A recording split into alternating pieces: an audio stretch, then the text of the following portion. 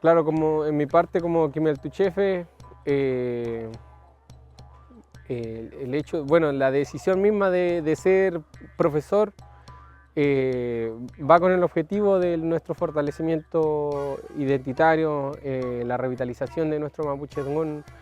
Ese es el principal posicionamiento de mi parte dentro de la escuela. Mi parte favorita es tocar instrumentos, eh, el lugar donde estamos, y me siento alegre, sí, alegre, eh, emocionado puede ser. Mi parte favorita ha sido como tocar el cultrún, porque ahí aprendo hartos toques y cuando llego a la casa se lo puedo decir a mi mamá o a mi papá. Aprender a hablar, pero como una conversación larga en mapuzungún.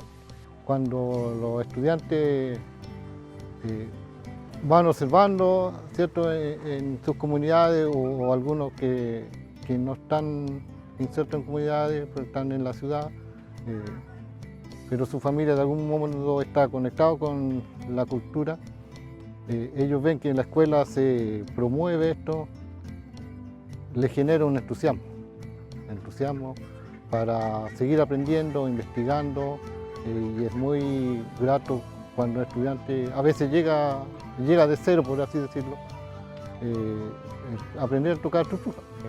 Yo lo disfruto bastante, estar con los chiqueches, ver la alegría en ellos, ver cómo ellos van desarrollando sus habilidades, cómo van tomando la confianza de tratarnos como Peñi, tratarnos como Lamien.